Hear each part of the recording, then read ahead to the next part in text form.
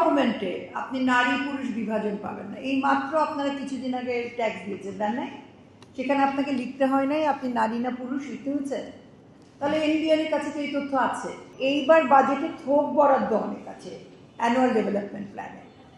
থোক বরাদ্দ থাকাতে ধরেন আমি যখন ঘাটতি কাটিয়ে উঠতে পারবো না, মেটাতে পারবো না, তখন আশঙ্কা থেকে যায় যে আমার সফট স্কিলের অনেক যে বরাদ্দগুলো আছে, যেগুলো নারীও অনেক মানে নারী প্রাসঙ্গিকভাবে অনেক বরাদ্দ হয়, সেগুলো থেকে অর্থায়ন কাটা যেতে পারে।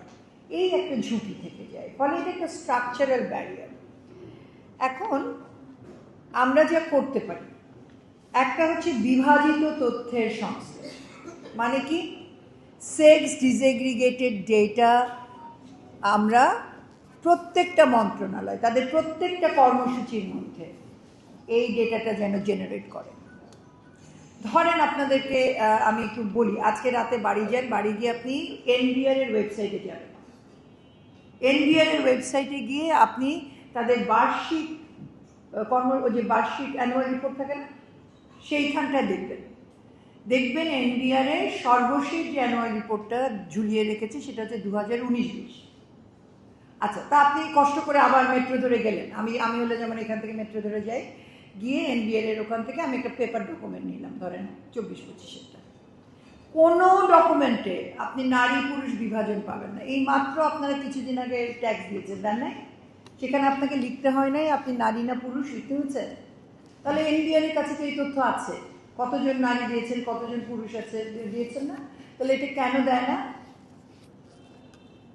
কেন দেয় না? নারী কি ট্যাক্স দেয় না? পরোক্ষ করতে আমরা সবাই দিই, নারী ট্যাক্স দেয়। এখন আমাদের কি লক্ষ্য থাকবে বলেন তো? আমাদের লক্ষ্য থাকবে যে দেশের 50% নারী হচ্ছে, জনগণ হচ্ছে নারী না?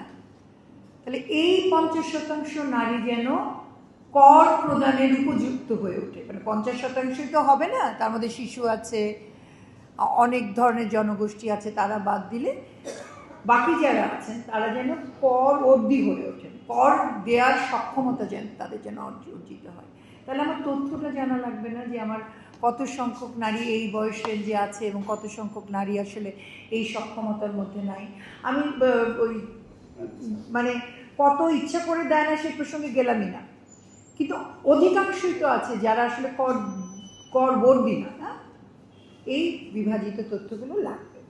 ব্যয় দক্ষতা বৃদ্ধি, টানাটানির সংসারে ব্যয় দক্ষতা বৃদ্ধির কোনো বিকল্প নাই। প্রতিটা থিম বা সাবথিমের নিরূপণযোগ্য সূচক কি পারফরমেন্স ইন্ডিকেটর হিসেবে উপস্থাপন করা। মিল্ক ক্রিম আর এক্সাইটিং ফ্রুট ফ্লেভারে তৈরি হুররে ওয়েফারের মাঞ্চি টেস্টে আপনিও বলবেন টেনশন দূর রে, হয়ে যাক হুররে।